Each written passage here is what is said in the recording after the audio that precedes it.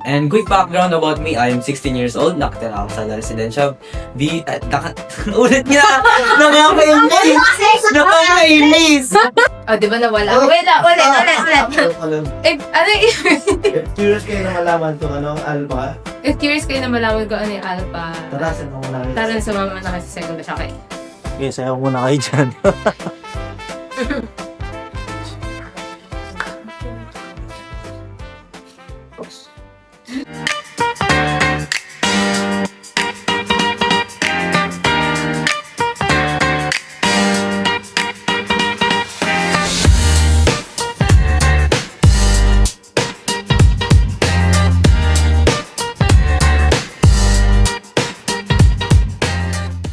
So, para sa akin, yung nagbago na sa akin, I think yung kahit pa paano naging confident na ako na ipakita pa yung parang kung ano pa yung kaya kong i-offer.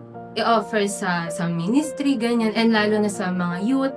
Kasi nakita ko kung gaano din sila na every time na merong mga sharing and every time yung magbibigay ng opinion, nakikita ko kung gaano sila na nakikinig naman sa akin. So, parang na-feel ko doon na, I feel na belong talaga and nakikinig naman talaga sila sa akin. So, yun, naging confident ako kasi unlike before, hindi ako ganun ka-confident na mag-share ng opinion ko, ganyan. Kasi na masyado akong conscious sa iisipin ng iba. Pero ngayon, na-lesson na yun. So, yeah. The thing that changed is my faith in God. And I struggled a lot ever since before I knew Alpha series. But when I joined in Alpha Batch 1 series, it changed a lot. For example, my faith and the fruit that bears.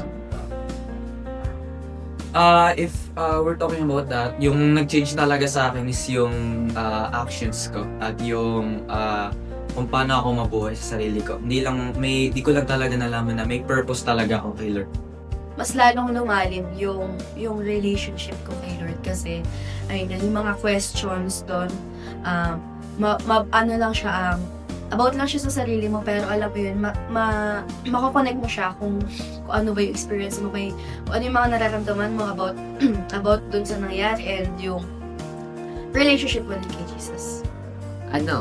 Nagbago sa akin. Siguro, mas naging, mas nagkaroon ako ng courage na mag-akay pa ng ibang tao. Lord, kasi nakikita mo yung pagbabago sa kanila once na madaya mo sila kay Lord. And then, mas natuto ka rin makinig sa may sinasabi ng ibang tao kasi lahat tayo diba may mga pinagdadaanan.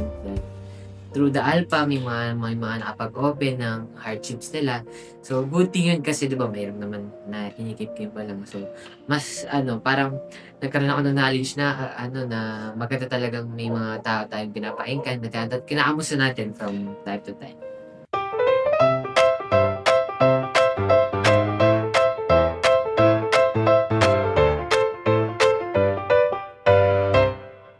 Of course, kape. Joke lang. Pinaka na-enjoy kong part sa Alpha, syempre yung groupings na sasagot na kayo ng questions. Ang paborito kong part sa Alpha series is nakaka-meet ako ng mga bagong kaibigan. Ako, yun yung mga nagsasagot ng mga tanong. Bukod sa kasi, syempre, bago yun, meron tayong mga icebreakers, so maganda yun. Kasi Kahit yung mga simpleng tanong lang kasi, napapaisip ka talaga eh. Kahit yung mga rhetorical questions, tapos may mapapainggan ka rin mga sagot ng iba. Ayaw, na parang, yung din sa'yo, yung knowledge, may patipya pa yung iba, may word of the day din, di ba? Ayun lang. Madami yung nami-meet na friends and madami din akong napapag-aralan. Kagaya na lang ng faith and the armor of God. Ang favorite part ko about talaga sa Alpha Youth Series is yung nagkakaroon kayo ng quick talk about yourself and nakakapag-open up ka talaga sa mga kasama mo sa Alpha Youth Series. Kasi kahit na syempre yung iba doon nakakasama mo na, Kahit doon sa mga tanong na yun, nalalaman mo kung ano yung mga nararamdaman nila na hindi nila nalalabas. Pero doon sa mga tanong na yun is nalalabas talaga nila. Group na, yung pag-groupings. Doon na yung nagbibigay na kayo ng kanya-kanya yung mga opinion sa bawat tanong, lalo na yung mga personal na mga experiences na hindi totally talaga nasasabi before. And doon sa Aluka is na-share nila and willing silang i-share. So, kung curious kayo kung ano ang Alpha Youth Series, At kung gusto nyo makilala ng bagong kaibigan, at syempre makilala si Lord, Tara, sumama na kayo sa susunod na Alpha Youth Series! Yay!